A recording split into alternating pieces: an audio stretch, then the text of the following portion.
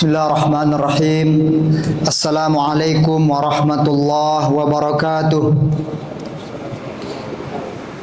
Alhamdulillahi rabbil alamin. Huwa alladhi anzala as-sakinata fi qulubil mu'minin liyazdadu imanan ma'a imanihim.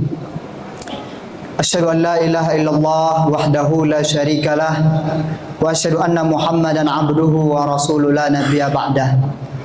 Allahumma salli ala nabiyina al-karim wa syafi'ina maulana Muhammad bin Abdullah wa ala alihi wa ashabihi wa man tabi'ahum bi ihsanin ila yaumil qiyamah. Amma ba'd.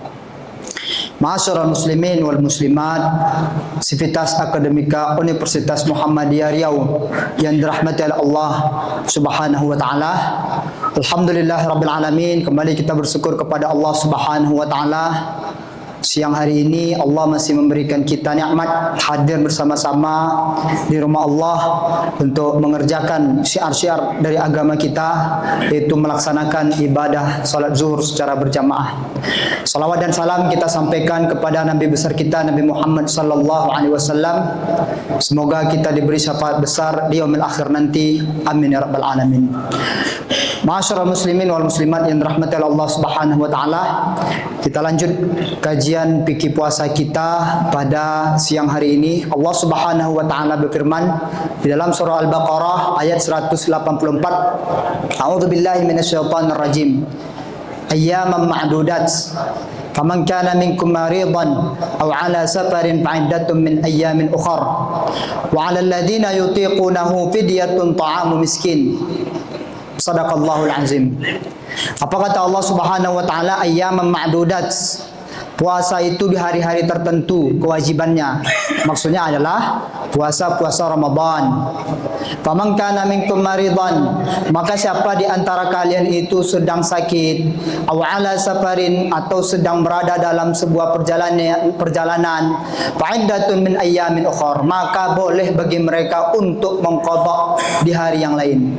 Wa 'alal ladzina yutiqunahu, akan tetapi kalau dia tidak sanggup, fa fidyatun ta'amu miskin, boleh bagi dia untuk membayarkan fidyah kepada orang-orang miskin. Ma'asyiral muslimin wal muslimat yang dirahmati oleh Allah Subhanahu wa taala, maka pada ayat ini Allah Subhanahu wa taala menjelaskan kepada kita bahwasanya tidak selamanya puasa Ramadan itu diwajibkan bagi kita sebagai seorang muslim. Ada ketentuan-ketentuan boleh bagi kita untuk tidak melaksanakan ibadah pada bulan suci Ramadan. Dalam hal ini adalah ibadah puasa. Faman kana minkum maridan, yang pertama adalah orang-orang yang sakit. Maka seandainya kita sedang dalam keadaan sakit, kita boleh untuk tidak berpuasa.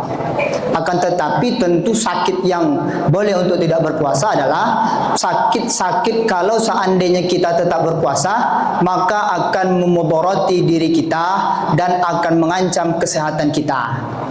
Makanya para ulama membagi sakit itu terbagi dua, Bapak Ibu sekalian. Yang pertama, al-maradul ladzi yurja bur'uhu, sakit yang bisa diharapkan kesembuhannya. Contoh-contohnya misalnya sakit demam, batuk kita, asma, sesak napas kita.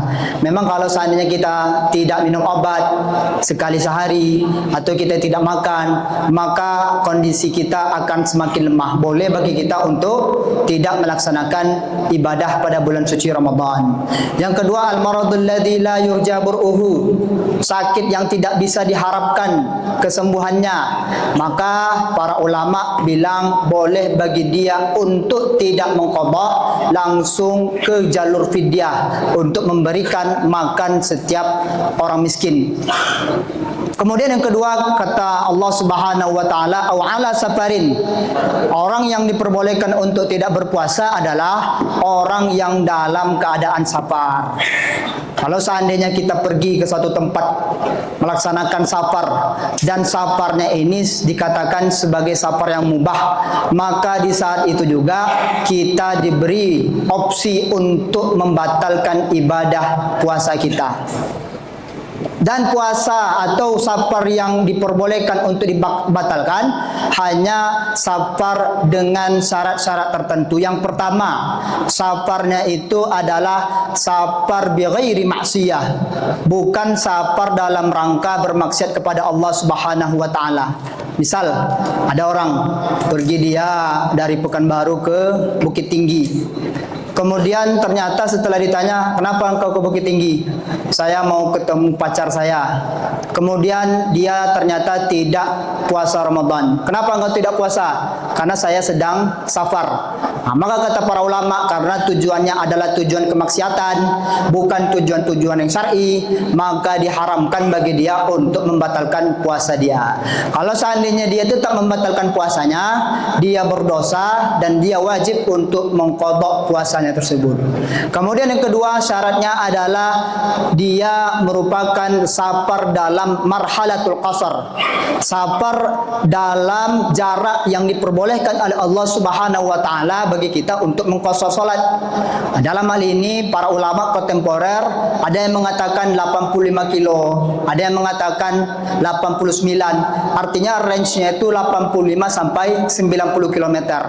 Artinya kalau seandainya kita safar yang ternyata tidak sampai ukurannya 85 km, berarti tidak boleh bagi kita untuk membatalkan puasa. Misalnya dari Pekanbaru ke Bangkinang, nah, itu kan belum masuk dari range safar yang diperbolehkan untuk dibatalkan. Pekanbaru ke Bangkinang jaraknya 65 km, maka tidak boleh bagi kita untuk membatalkan puasa. Tapi kalau ada orang pergi dari Pekanbaru ke Siak misalnya, yang sudah lebih dari 85 km, maka dia akan diberikan opsi untuk membatalkan puasanya, dengan catatan dia membatalkan puasanya ketika dia dalam keadaan safar. Tidak boleh dia membatalkan puasa ketika dia sedang di rumah. Ya Allah, nanti saya mau melaksanakan safar, maka saya tidak puasa sejak sekarang. Padahal dia masih di rumah. Kalau seandainya dia masih di rumah, berarti dia masih dikatakan sebagai orang yang mukim. Maka hukumnya berlaku pula bagi orang-orang yang mukim, tidak berlaku rukhsah bagi orang-orang yang musafir di sini. Ma'asyiral muslimin wal muslimat yang dirahmati Allah Subhanahu wa taala. Kemudian selanjutnya orang-orang yang diperbolehkan untuk tidak berpuasa adalah al-ajizul kabir. Orang-orang tua dan dia sudah lemah fisiknya. Nah, di antara kakek-kakek kita misalnya, atau ayah-ayah kita misalnya, ibu-ibu kita, orang tua kita, kalau seandainya dia dipaksakan untuk berpuasa, maka nanti kesehatannya menurun, bahkan dapat mengancam jiwanya, dapat mengancam kehidupannya, maka boleh bagi dia untuk tidak berpuasa. Apakah wajib bagi dia untuk mengqadha? Maka kata para ulama, tidak lagi wajib mengqadha. Dia diperbolehkan untuk membayarkan fidyah langsung kepada orang-orang miskin. Maka kata Allah Subhanahu wa taala, wa 'alal ladzina yutiqunahu fidyatun ta'amu miskin. Siapa yang tidak sanggup untuk melakukan qadha puasa tersebut, fa fidyatun ta'amu miskin, maka hendaklah dia itu membayarkan fidyah kepada satu orang miskin. Kalau seandainya 30 hari Ramadan dia tidak puasa, berarti dia berikan kepada 30 orang miskin. Kalau seandainya dia tidak puasa 20 hari Ramadan, maka dia akan beri makan 20 orang miskin. Ada ulama yang mengatakan boleh diberikan makanan yang sudah jadi. Taruhlah misalnya range harga sekali makan di Pekanbaru ini 15.000 sampai 20.000. Kita pakai range maksimalnya 20.000. Berarti 20.000 seandainya dia tinggalkan puasa selama 1 bulan dikalikan 30 hari, berarti dia akan mengeluarkan uang 600.000 untuk membayarkan fidyah karena dia sudah tidak sanggup untuk melaksanakan puasa Ramadan. Tapi kalau seandainya dia ingin membayar dengan bahan makanan pokok, maka kata Rasulullah SAW diwajibkan bagi dia untuk membayarkan berupa 1 mud setiap orang miskin dan setiap puasa yang dia tinggalkan. 1 mud itu Bapak Ibu sekalian ukurannya 2 genggaman tangan orang Arab masa dahulu. Nah, kalau dikonversikan di zaman sekarang, 1 mud itu sama dengan 650 gram.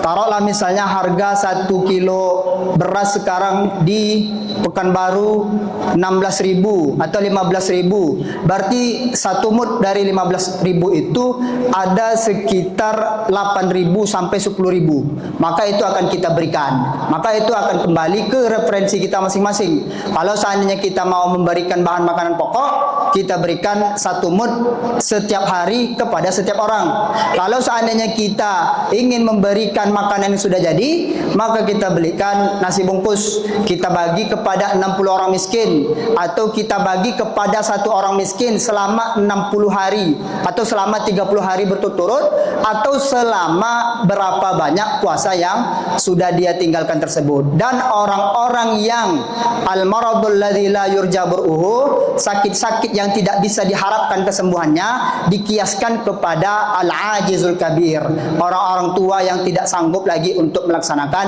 ibadah puasa. Ada misalnya orang-orang yang sakit kolesterol, kemudian sakit diabetes, sakit stroke dia, sakit kanker dia. Kalau memang seandainya dia tidak minum obat sekali beberapa jam, dia nanti akan kambuh dan semakin gawat penyakitnya, maka dia masuk dalam golongan yang kedua. Dia tidak perlu mengqadha lagi di hari yang lain, tapi dia diperbolehkan untuk membayarkan fidyah kepada orang-orang miskin setiap dari puasa yang dia tinggalkan. Ma'asyiral muslimin yang dirahmati oleh Allah Subhanahu wa taala, dan juga ma'asyiral muslimat, dalam catatan terakhir perlu kita ingat berapa puasa yang sudah kita tinggalkan mulai dari kita balik sampai sekarang. Misal kita sudah menerka, di antara Bapak Ibu sekalian ada umur yang 40. Seandainya dia menerka, umur baliknya umur 15, berarti sudah ada 25 tahun dia melaksanakan ibadah puasa. Maka dia harus mengingat-ingat berapa kiranya puasa-puasa yang sudah dia tinggalkan. Kalau seandainya sudah berijtihad dia, kemudian dia sudah memutuskan ternyata dia meninggalkan sekian puasa, maka sejak hari itu kita wajib untuk membayarkannya. Jadi jangan disepelekan masalah-masalah puasa ini, karena Allah Subhanahu wa taala sendiri yang mengatakan puasa itu untuk aku, wa ana ajzi bihi, dan aku sendiri yang akan nanti membalasnya. Begitu juga dengan orang tua kita. Kalau seandainya ada yang tua, tanya sama dia, ayah, bu, berapa puasa yang sudah tidak dilakukan. Nanti kalau seandainya naudzubillah umurnya tidak panjang, maka nanti kita sebagai aqaribnya, sebagai anak-anaknya, sebagai orang terdekatnya yang akan membayarkan fidyah bagi orang tua kita yang tidak lagi melaksanakan ibadah mereka dengan cara kita membayarkan. Boleh dengan uang warisan yang akan diberikan kepada kita sebagai anak-anaknya, boleh juga dengan uang kita sendiri yang tidak ada hubungannya dengan waris. Kemudian yang terakhir, orang-orang yang tidak tidak diwajibkan untuk berpuasa adalah al-hamil wal murdi', orang-orang yang hamil dan orang-orang yang menyusui, perempuan-perempuan hamil dan perempuan-perempuan yang menyusui. Maka mereka juga diberikan rukhsah oleh Allah Subhanahu wa taala untuk tidak melaksanakan ibadah pada bulan suci Ramadan. Kalau seandainya mereka paksa untuk berpuasa, maka mereka nanti akan memberikan mudarat kepada anak-anak mereka, akan memberikan mudarat kepada janin-janin mereka. Maka itu tidak dikehendaki oleh syariat kita. Dan yang paling terakhir, orang-orang yang tentunya diperbolehkan untuk tidak berpuasa, bahkan wajib untuk tidak berpuasa, adalah wanita-wanita yang haid dan wanita-wanita yang nifas. Ma'asyiral muslimin wal muslimat yang dirahmati oleh Allah Subhanahu wa taala, maka ketika kita sudah tahu bilangan dari puasa yang pernah kita tinggalkan, wajib kita bayar, wajib kita qadha sebelum masuk bulan puasa yang akan datang. Misal tahun 2025 lalu mungkin kita meninggalkan puasa 5 hari. Kemudian sekarang sudah masuk Ramadan 2026 belum juga kita bayar, maka kita wajib untuk mengqadha plus membayar fidyah setelah tahun 2026 ini selesai Ramadannya. Dan itu yang dipakai dalam mazhab Imam Syafi'i. Tapi dalam fatwa Tarjih Muhammadiyah tidak diwajibkan untuk membayarkan fidyah lagi, tapi dia hanya diwajibkan untuk mengqadha puasa yang sudah dia tinggalkan karena dalil fa'iddatun min ayyamin ukhra itu sifatnya mutlak, tidak ditentukan pada waktu yang khusus. Ala kulli hal, itu kembali kepada diri kita masing-masing. Yang penting jangan pernah kita sepelekan puasa-puasa kita, bahkan puasa-puasa kita ketika kita masih kecil dahulu. Selama kita sudah balik sampai sekarang, maka ingat-ingat berapa puasa yang pernah kita tinggalkan dan kita qadha cepat-cepat, sehingga nanti ketika kita meninggal, wafat kita diwafatkan oleh Allah Subhanahu wa taala, kita benar-benar siap dan kita tidak lagi menanggung hutang-hutang syariat yang sudah kita lakukan. Ma'asyiral muslimin wal muslimat yang dirahmati oleh Allah Subhanahu wa taala, demikian kajian singkat kita pada zuhur pada siang hari ini. Semoga bermanfaat dan sekali lagi semoga kita menjadi orang-orang yang bertakwa di sisi Allah Subhanahu wa taala, karena maqasidus siyam al-a'la la'allakum tattaqun. Tujuan utama dari ibadah puasa agar kalian itu menjadi orang-orang yang bertakwa di sisi Allah Subhanahu wa taala. Nasrun minallah wa fathun qarib wa basyiril mu'minin wa nasta'fikum minal akhta'. Wassalamualaikum warahmatullahi wabarakatuh.